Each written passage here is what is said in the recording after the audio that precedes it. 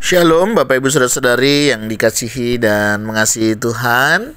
Selamat tahun baru buat Bapak Ibu Saudara sekalian. Senang rasanya kita boleh memasuki tahun yang baru di tahun 2025.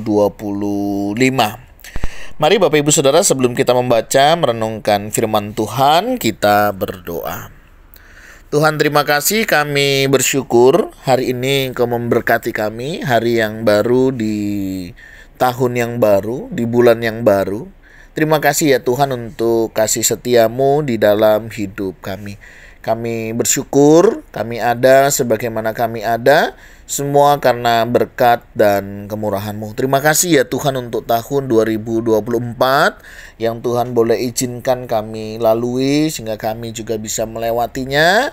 Dan kami bersyukur kami boleh memasuki tahun 2025. Sebentar Tuhan, kami akan mengawali hari kami di tahun yang baru ini dengan kebenaran firman-Mu.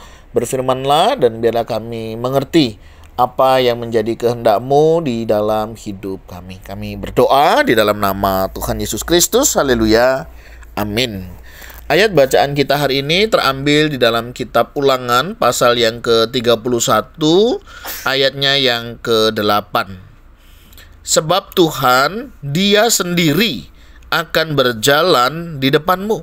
Dia sendiri akan menyertai engkau. Dia tidak akan membiarkan engkau dan tidak akan meninggalkan engkau.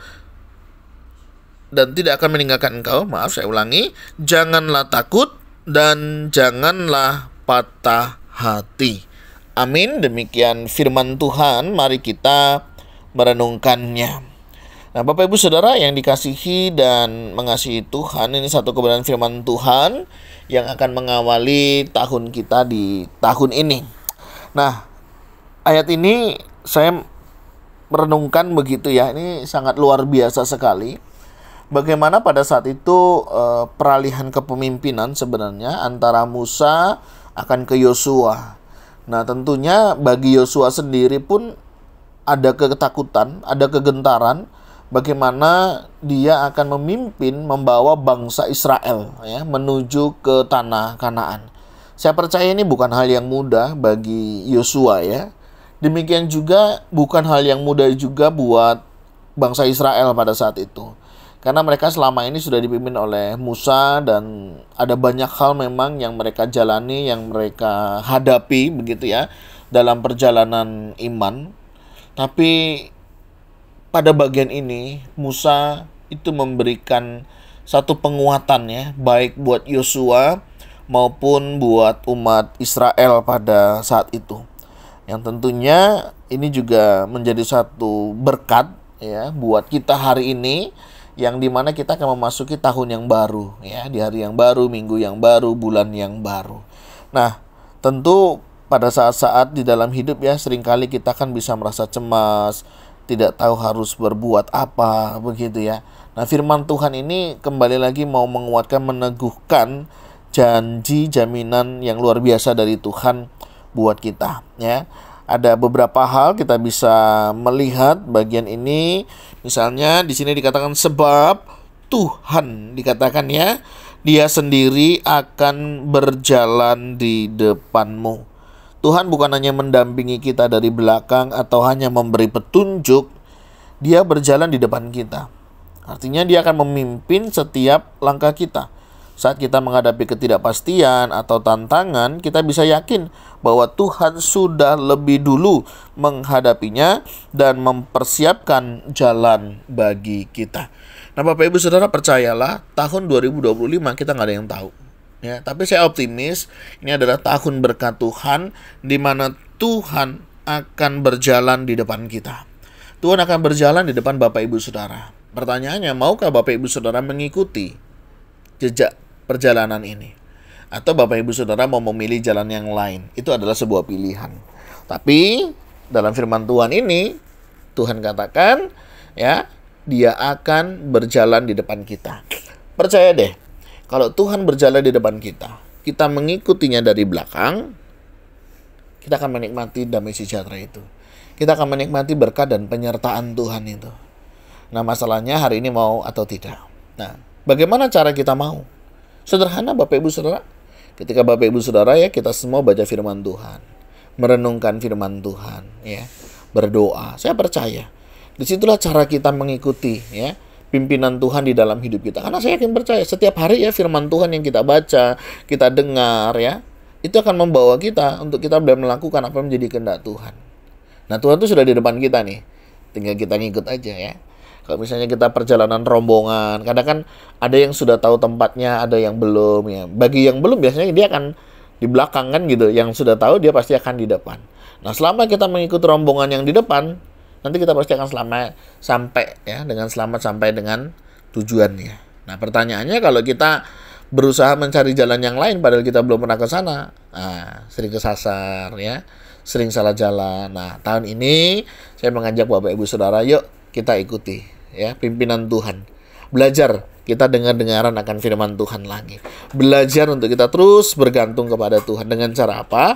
Ikut jalan Tuhan ya. Izinkan Tuhan yang ada di depan kita. Nah, bagian yang kedua kita bisa temukan di sini dikatakan Dia sendiri akan menyertai engkau. Ya, Tuhan yang akan menyertai kita. Janji Tuhan untuk menyertai kita adalah sesuatu yang sangat meyakinkan. Tidak ada situasi atau kesulitan yang bisa menghalangi penyertaan Tuhan. Apapun yang kita hadapi, Dia selalu ada untuk kita, memberi kekuatan dan penghiburan. Saudara, penyertaan Tuhan itu sempurna. Penyertaan-Mu sempurna, rancangan-Mu penuh damai. Bukankah itu janji dan penyertaan yang Tuhan selama ini kita alami? Pengalaman 2024, bagaimana penyertaan Tuhan ya. Tadi malam dalam perenungan kami di tengah keluarga, kami sharing ya, bagaimana perjalanan 2024. Ada banyak hal yang kami lalui, ada banyak hal yang kami hadapi, ya sakit, ya pergumulan, ada dalam hidup ini sesuatu yang normal. Tapi satu hal yang kita yakini bahwa Tuhan tidak pernah membiarkan kita. Tuhan selalu menyertai kita, Dia tidak pernah meninggalkan kita. Yang seringkali kita ya meninggalkan Tuhan. Nah, ini menjadi keyakinan kami di tahun 2025. Tuhan yang sama, yang sudah menjaga memelihara kami di 2024, yang juga akan menyertai memberkati kami di tahun 2025 ini. Demikian juga buat Bapak Ibu Saudara, percayalah. Tuhan yang sama, yang sudah menyertai kita di 2024 juga yang akan menyertai kita di tahun 2025 ini. Ya. Nggak perlu takut, nggak perlu cemas, nggak perlu khawatir. Karena apa? Dia di depan kita. Dan Dia beserta dengan kita. Karena Dia mau menyertai kita. Tiap langkahku diatur oleh Tuhan. Percayalah setiap langkah hidup kita dalam penyertaan Tuhan pasti aman. Dalam Mazmur 23 dikatakan, sekalipun aku berjalan dalam lembah kekelaman, aku tidak takut bahaya. Kenapa? Sebab gadamu dan tongkatmu itulah yang menghibur aku. Selama kita bersama dengan Tuhan Bapak Ibu Saudara, lembah kekelaman pun di ujung tanduk kehidupan kita, kita akan tetap bisa menjalaninya. Kita akan tetap bisa melewatinya. Sesulit apapun situasi kondisi yang Bapak Ibu Saudara alami hari ini. Ya tentunya tidak semuanya perjalanan hidup kita mulus. Ya, ada sesuatu yang Tuhan izinkan, kerikil-kerikil yang harus kita lewati. Tapi bukan berarti Tuhan tidak sayang. Pasti Tuhan sayang. Kesayangan Tuhan bukan berarti pada saat Dia hanya memberi. Termasuk pada saat ada sesuatu yang diambil dari diri kita. Itu pun karena Tuhan sayang sama kita. Nah, Bapak Ibu Saudara, kembali lagi pada penyertaan Tuhan. Apapun yang terjadi, Tuhan tetap beserta dengan kita. Immanuel, Allah beserta dengan kita. Dia tidak pernah meninggalkan kita. Dia tidak pernah membiarkan kita. Dia juga tidak pernah membiarkan kita bergumul sendiri. Ya, Allah mengerti, Allah peduli segala yang terjadi di dalam hidupku. Ya, Tuhan tidak pernah meninggalkan kita. Ada satu lagu saya senang sekali. Apapun yang terjadi di dalam hidupku, tetap ku berkata, Tuhan Yesus baik. Saudara, lagu itu mengingatkan saya apapun yang terjadi, saya percaya Tuhan Yesus itu baik. Baik buat saya, baik buat Bapak Ibu Saudara. Jadi percayalah akan penyertaan Tuhan dan jangan pernah ragu. Nah, selanjutnya firman Tuhan juga katakan, Dia tidak akan membiarkan engkau.